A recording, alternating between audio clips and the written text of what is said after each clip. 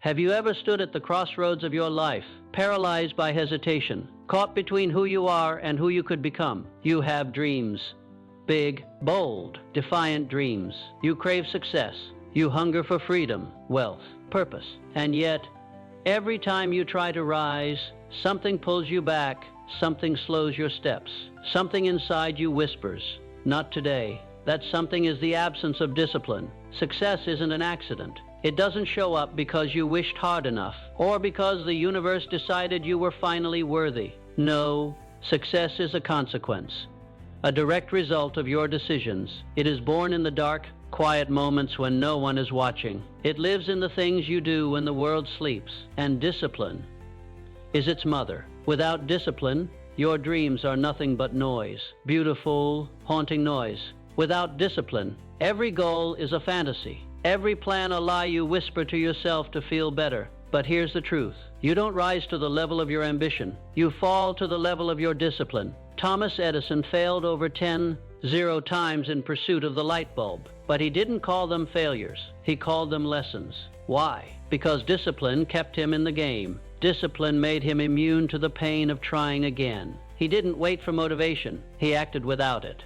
Success is not a moment. It is a momentum built from one small decision at a time. Every morning, you have a choice. Get up or stay in bed. Push forward or retreat. Do the work or delay it again. These tiny moments are not insignificant. They are everything. You think you're skipping a workout or procrastinating for a few hours. No, you're training your brain to betray your future. Discipline is not punishment. It's not restriction. Discipline is freedom. It's the power to take control of your time, your mind, your life. It's the courage to say, "I don't care how I feel. I do what I said I would do." Abraham Lincoln knew this. He failed in business, lost countless elections, battled depression. But he rose again and again because he lived by principles, not emotions. That's discipline. Walt Disney was told he had no imagination. His ideas were rejected over 300 times, but he didn't crumble. He kept creating. That's discipline. And what about you? What will you do when the world tells you no? When you feel tired? When no one believes in you? When everything inside you begs for comfort? That's the moment where discipline either dies or is born. Discipline is doing the hard thing, especially when you don't feel like it. It's showing up when you're tired. It's choosing long-term fulfillment over short-term pleasure. It's building a legacy while others waste their time. People talk about purpose. People talk about passion. But passion fades. Feelings change. Discipline stays. Discipline is the difference between knowing and becoming, between talking and achieving, between someday and now. And if you think this doesn't apply to you, if you think you're somehow different, remember this: every person who has ever achieved greatness did so through discipline. Not luck, not talent, not privilege. Discipline. You are not too late. You are not too broken. You are not too far behind. You are one decision away from power, from freedom, from the life you were meant to live. It starts now, not tomorrow, not next week. Now. Say yes to discomfort. Say yes to sacrifice. Say yes to the version of you that's buried under excuses and fear. Tear down every limitation. Build yourself from the ground up. Wake up early. Stay late. Focus harder. Move faster. Stand taller. Because the world will not hand you success. You will have to earn it. And to earn it, you will need discipline like fire in your bones. You will need to become the kind of person who never backs down, the kind who rises when others rest, the kind who doesn't need applause, doesn't need permission, just a reason and a mission. That mission is your life. Discipline isn't just how you win, it's how you stop losing. So build your routine, break your excuses, show up when it's inconvenient. Keep showing up, that's the secret. You want freedom? Earn it. You want wealth? Build it. You want respect? Live like someone who deserves it. No one is coming to save you, but you can rise. You can change everything. Master discipline, and you will break every limit you've ever known. This is your moment. Claim it. What do you believe about yourself? Deep down, when no one is watching, when the lights are off and it's just you, lying awake, staring into the ceiling of your own doubt, because belief isn't just a mindset. It's a blueprint. It's the silent architect of every decision you make, every risk you avoid, every step you never take.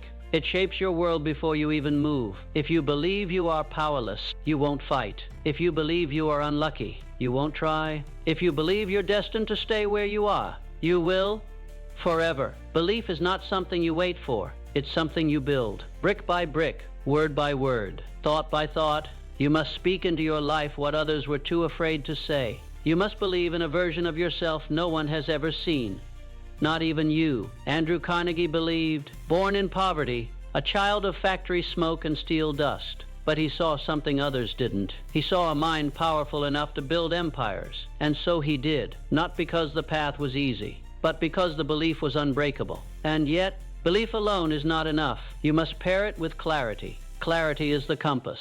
Belief is the fuel. Together, they form the map. You cannot hit a target you cannot see. You cannot reach a life you haven't even defined. Most people don't fail because they're incapable. They fail because they're aimless. Drifting, wishing, wandering through years with no focus, no precision, no commitment. Ask yourself, what do you want? Not someday, but now? What does the next level of your life actually look like? Where do you want to live? To work? To rise? To lead? Paint it vividly. Feel it fully, because the mind moves toward whatever it sees most clearly. If your vision is vague, your efforts will scatter. If your goal is blurry, your results will be too. Henry Ford saw every detail of his future long before the Model T ever touched a factory floor. He obsessed over systems, over affordability, over a future where every man could own a machine. That obsession became clarity. That clarity became a revolution. But clarity comes with a cost. It demands sacrifice. It demands saying no to distractions. It demands burning bridges to old versions of yourself. You cannot have $1 million dream with a $1 work ethic. You cannot build a future of freedom while still chained to comfort. Clarity forces you to choose. And most people won't.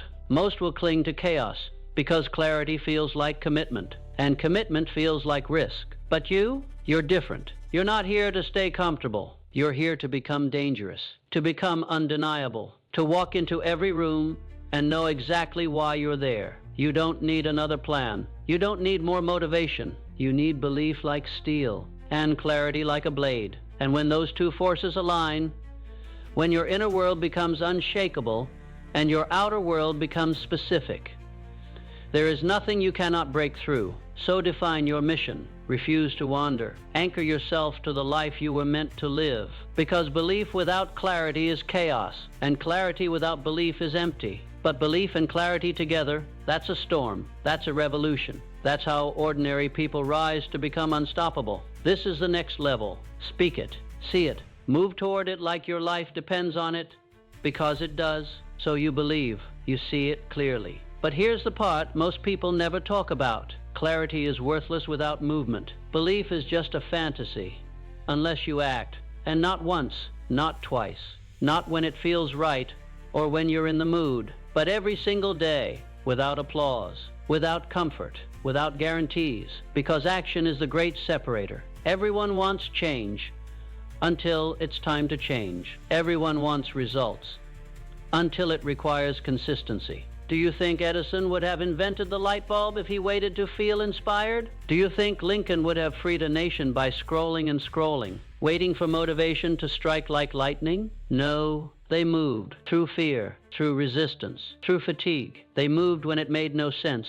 They acted when others told them it was over, because they understood what most people never will. The only way out is through. When the weight is crushing, when your knees buckle under disappointment, when no one believes in your vision, when life hands you a wall instead of a door, you do not stop. You push, you pivot, you persist. That's how greatness is built. Action in the face of doubt. Action in the face of failure. Action in the face of chaos. You think the storm is your enemy, but the storm is your training ground. You think setbacks mean you're off course, but they are proof you're moving forward. If it's easy, it's empty. If it's hard, you're growing. Every obstacle you face is an invitation to go deeper, to fight harder, to become sharper. Most people will run, most people will break, but not you. You don't just get through hard times, you use them. You use the rejection to build grit. You use the failure to improve your aim. You use the pain to sharpen your focus, because that's what pressure does. It either shatters you or shapes you. Walt Disney was told he lacked imagination. Oprah Winfrey was told she was unfit for TV. Michael Jordan was cut from his high school basketball team, and every one of them could have stopped. They could have made excuses. They could have listened to the noise. But they didn't. They kept moving. And because they did, the world moved with them. And here's the hardest truth. You don't need perfect conditions. You need brutal consistency. You don't need a break. You need a breakthrough. And that only comes when you keep showing up, especially when it hurts. Action is not glamorous. It's not always Instagram worthy. It's waking up before the world, grinding in silence, bleeding in practice so you don't bleed in battle. It's falling 7 times and standing up 8. It's walking forward with broken feet. It's choosing to run when your legs scream no. Because when you move, reality bends, momentum builds, doors crack open, and suddenly, what once felt impossible starts to yield, not to the dreamer, but to the doer. So act, not tomorrow, not later. Now, don't wait for the fear to leave. Walk with it. Don't wait for the pain to fade. Use it. Don't wait for the confidence to show up. Earn it. The world doesn't respond to what you think. It responds to what you do. And the only question is, will you act despite the fear? Will you move even when it hurts? Will you rise again, even when everything inside you screams, stay down? Because resilience is not toughness.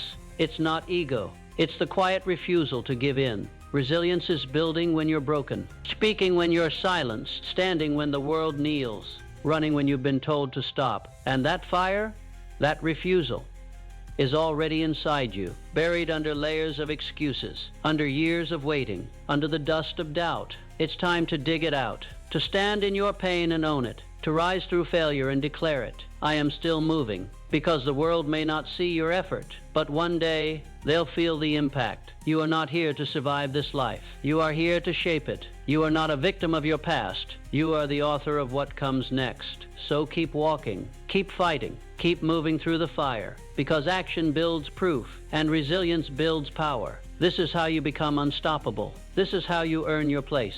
This is how you change your life, one relentless step at a time. Everything begins with vision, not the kind of vision you see with your eyes, but the kind that burns behind them, the kind that keeps you up at Satam, not with fear, but with fire, the kind that haunts you in silence. A future version of yourself standing just out of reach, watching, waiting, daring you to step closer. Because the life you want is already calling you. It's been calling for years, through frustration, through longing, through every quiet moment where you whispered, there has to be more, and you were right, there is more. But it's not handed to you. It's not found in motivation videos or weekend retreats. It's forged through vision and the violent process of rebirth. You cannot become something new by staying who you are. You have to die to who you've been. You have to bury comfort. You have to let go of who the world told you to be, so you can finally become who you were meant to be. And this is the part they don't glamorize. The silent war within, the years of doubt, the days where everything falls apart, except your vision. And that's why it matters, because vision is the anchor in chaos. It's the blueprint when the walls collapse. It's the only thing left when the applause fades.